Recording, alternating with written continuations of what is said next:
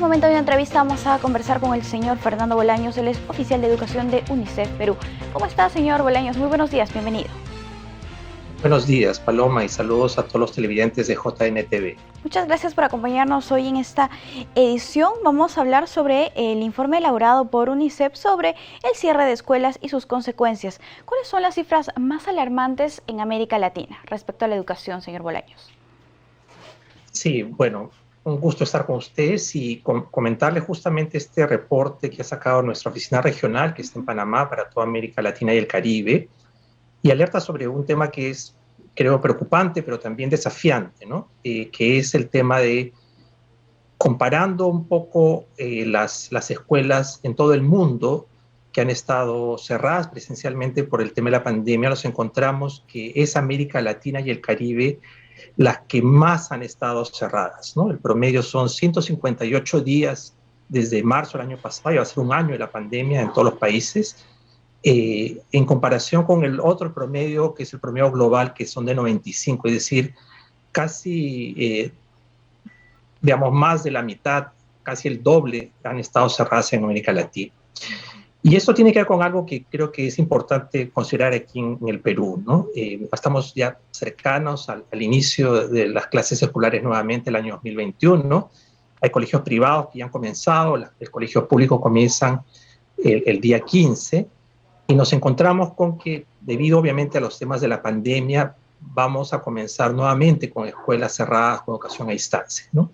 Los estudios muestran que, y sabiendo, digamos, que el Ministerio de Educación, los maestros, las familias han hecho un gran esfuerzo en el 2020, sin embargo, tener escuelas cerradas tiene un impacto muy grande en los niños, ¿no? Tiene un impacto, entonces eso es lo que hay que tener en cuenta ahora, y tenemos que movilizarnos como sociedad y ver qué hacemos para que las escuelas puedan irse reabriendo progresivamente. Efectivamente, hay mucho trabajo que hacer al respecto. Si revisamos un poco este informe que ustedes han elaborado, ¿cuántos estudiantes han dejado la escuela en nuestro país? Digamos, con datos que tenemos del ministerio, hay casi 130.000, 140.000 estudiantes que dejaron el año pasado las escuelas, y tenemos también otro grupo que es cercano a 250.000 de chicos que han interrumpido sus estudios, ¿no? Esto tiene que ver obviamente con lo que ya sabemos en las zonas rurales, el hecho de que los chicos han tenido poca conectividad o no había forma de conectarse, ninguna forma de aprender en casa, a pesar del gran esfuerzo que ha hecho el ministerio y los docentes.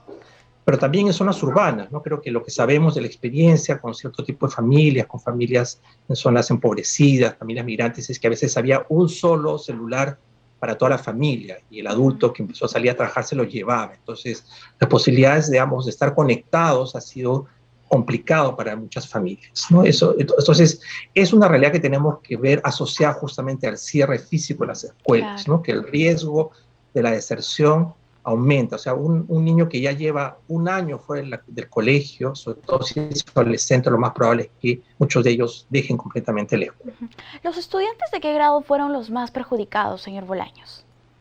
De estos, cerca de 240.000, 250.000, obviamente los adolescentes, ¿no? Sabemos que en muchos casos no solamente son los problemas de conectividad, sino que en esta situación de las familias, muchos han tenido que tomar la decisión de apoyar a sus padres en temas, digamos, de apoyar la economía familiar. Entonces, los adolescentes están en más riesgo de abandonar las escuelas. Bien, ahora, esta interrupción de los estudios tiene graves consecuencias. ¿Cuáles son estas, señor? Como decía, las consecuencias es que la escuela no solamente es un espacio para recibir conocimientos y hacer las tareas escolares, etc., ¿no? Es un espacio también de seguridad, donde los chicos reciben otra serie de beneficios.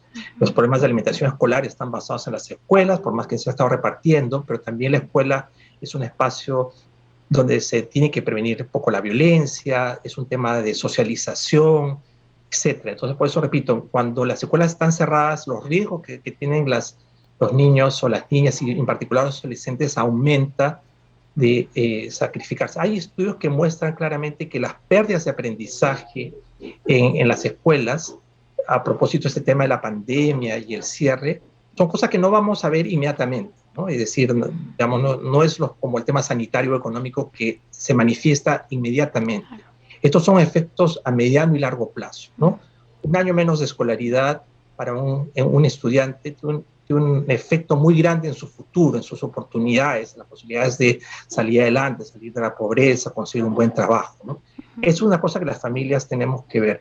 Yo diría, obviamente, muchas familias, y yo tengo un hijo también en secundaria, y a veces comentamos con otros papás o mamás, claro, hay temor, ¿no? O sea, si uno dice, mucha, debo enviar o no a mi hijo, todavía no han llegado las vacunas a todos, etcétera, ¿no?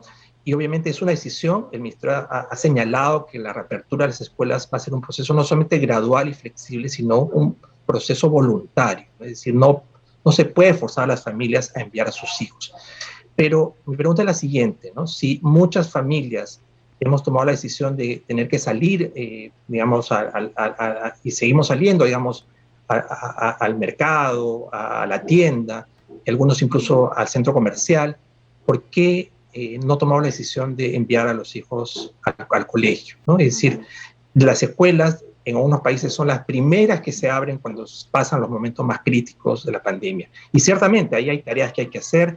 El ministerio está planteando que cada escuela tenga un plan. Esto es una tarea obviamente del ministerio, de los educadores, también de las familias, y tenemos que pensar cómo hacemos para que cada escuela, siendo diferente y probablemente que va a abrir en épocas distintas, tenga un plan que permita gradualmente, porque tampoco es que las escuelas van a abrir de la noche a la mañana todas y para todos los estudiantes, ¿no? ¿Cómo hacemos para que gradualmente se vayan abriendo?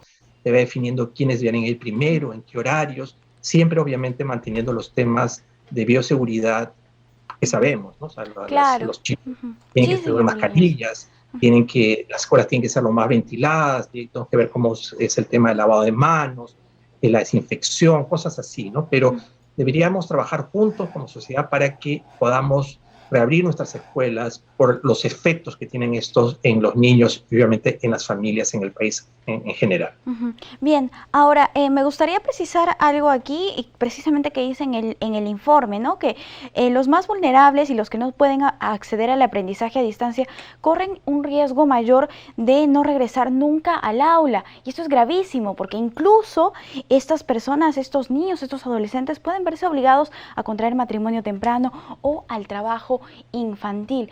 En esa línea se tiene que trabajar para que todos los estudiantes retornen a las aulas y no se vean perjudicados de esta manera.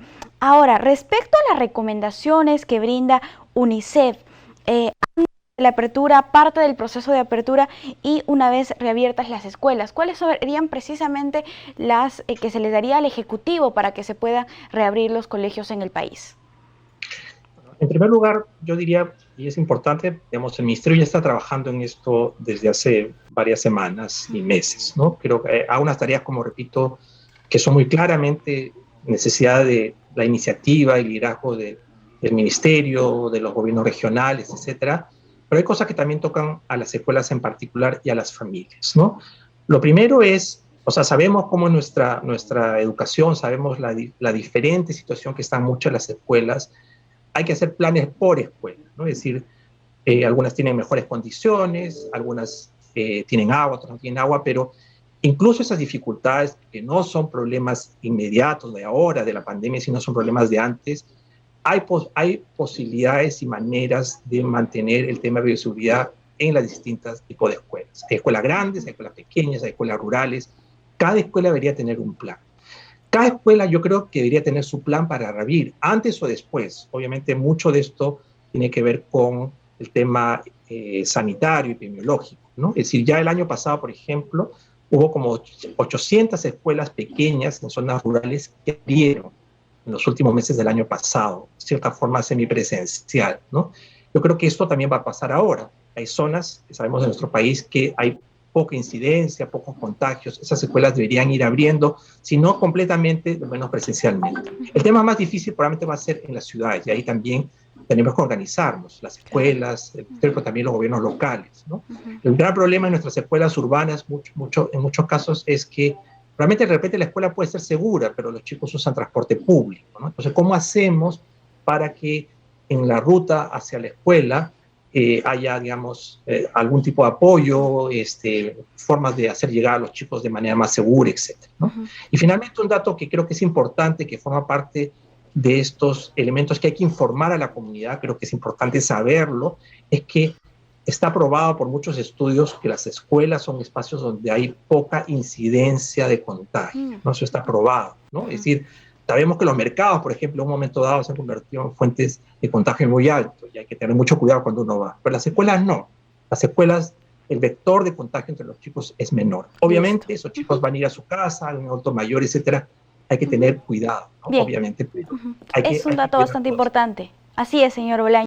Además, es un trabajo que se tiene que realizar de manera coordinada, como usted lo decía, y que no solamente engloba al espacio de los colegios, sino de la sociedad en general, el transporte público y otro tipo de espacios. Muchísimas gracias por acompañarnos aquí en JN Noticias. Será hasta una próxima oportunidad. Gracias. Hasta luego. Bien, amigos, nosotros vamos a hacer una brevísima pausa y volvemos.